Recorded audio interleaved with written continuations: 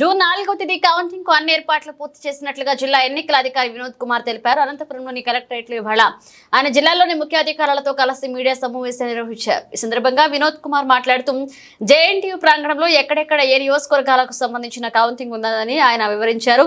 మొత్తం 8 అసెంబ్లీ, ఒక పార్లమెంట్ స్థానానికి 8 గంటలకు కౌంటింగ్ ప్రారంభమవుతుందన్నారు. జిల్లాలో మొత్తం 113 అభ్యర్థులు బరిలో ఉన్నారని, మొత్తం 2234 పోలింగ్ స్టేషన్లు ఉన్నట్లుగా చెప్పారు.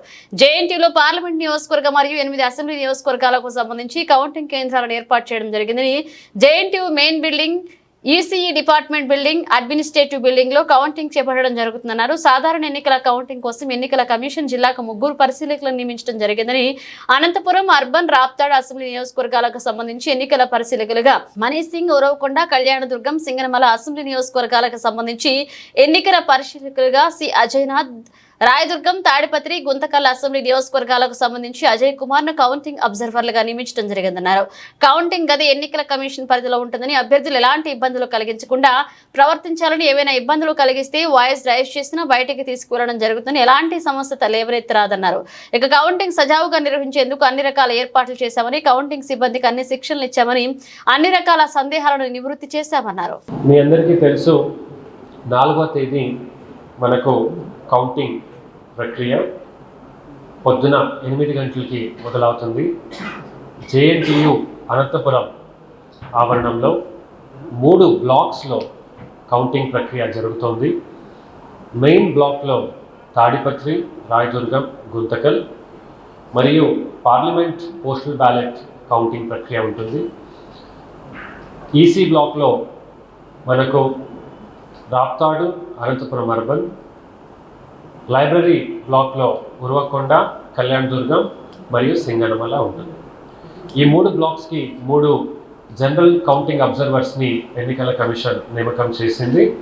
గౌరవ మనీష్ సింగ్, మధ్యప్రదేశ్ ఐఏఎస్ అధికారి, రాప్తాడు, అనంతపురం బ్లాక్లో ఉంటారు.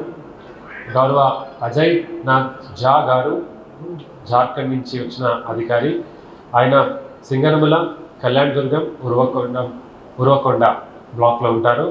గౌరవ అజయ్ కుమార్ గారు ఢిల్లీ నుంచి, స్టేట్ సివిల్ సర్వీస్ నుంచి కొత్తగా నియామకమైనటువంటి అధికారి, తాడిపత్రి, గుంతకల్ మరియు రాయదుర్గం బ్లాక్లో ఉంటారు.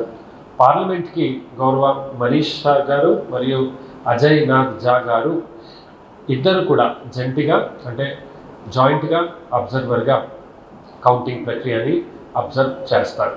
పొద్దున 6 గంటలకి మనము అందరికీ కూడా ఎంట్రీ అనేది మొదలవుతుంది. 7 గంటల లోపల ఆల్ ఏజెంట్ క్యాండిడేట్స్ ఆ కౌంటింగ్ బిల్డింగ్ లోపల ఉండాలి. దాని తర్వాత వారికి ఎంట్రీ ఉండదు.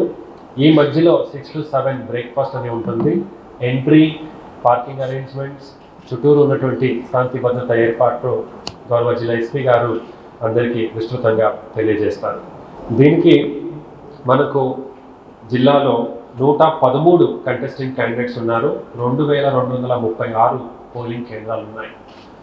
ఈ 8 కాన్స్టిట్యున్సీలో మనకు పార్లమెంటరీ కౌంటింగ్ గది, అసెంబ్లీ కౌంటింగ్ గది మరియు పోస్టల్ బ్యాలెట్ కౌంటింగ్ గది ఉంటుంది. 3 కాన్స్టిట్యున్సీలో పోస్టల్ బ్యాలెట్ సపరేట్ గదులు ఉన్నాయి. తాడిపత్రి, గుంతకల్ మరియు రాప్తాడ్. మిగతావి ఆ గదిలోనే కౌంటింగ్ అనేది మనం చేస్తాం. Whole infrastructure is ready for the conduct of counting. రేపు డ్రెస్ రిహర్సల్ ఉంటుంది. అన్ని అధికారులు వాళ్ళ గదిలో కూర్చొని రేపు మార్నింగ్ సెకండ్ ర్యాండమైజేషన్, అంటే ఇప్పుడు ఎవరెవరు పని చేస్తారనేది నివేదిక ఉంది. అందులో ఎవరు ఏ కాన్స్టిట్యున్సీకి వెళ్తారని రేపు అబ్జర్వర్స్ గారి ఆధ్వర్యంలో జరుగుతుంది. మీ అందరికీ తెలుసు, మనకు మెయిన్ బిల్డింగ్ తాడిపత్రి ఉంది, తర్వాత అటువైపు ఈసీ బిల్డింగ్ ఉంది. ఈ 2 మధ్యలో మనకు జేఎన్టీయూ 75 years పైలాన్ అవతల ఒక బ్లాక్ ఉంది. అక్కడ ఒక రూమ్లో మీడియా వాళ్ళకి ఒకటి సరి అవ్వకపోతే 2వ రూమ్ ఓపెన్ చేస్తాము. టాయిలెట్ ఫెసిలిటీ ఉంది. అక్కడ snacks, refreshment, breakfast, lunch arrangement అక్కడ చేస్తాము. 4 టీవీస్ పెడతాము. అన్ని TV channels you can rotate in a rotating manner you can see. Internet facility, మీరు అక్కడ ఫోన్ వాడచ్చు కనుక అక్కడి నుంచి బయట వచ్చేటప్పుడు మీరు డిపాజిట్ చేసి రావాలని కోరుతున్నాను. So this is regarding all the counting arrangements, ఎటువంటి ఇన్ఫర్మేషన్ జిల్లా యంత్రాంగం నుంచి ప్రజలకి తెలియచేయడంలో చాలా కీలకమైన పాత్ర మీరందరూ పాటించారు. అలాగే చివరి ఘట్టంలో కూడా మీరు పాటిస్తారని కోరుతున్నాను.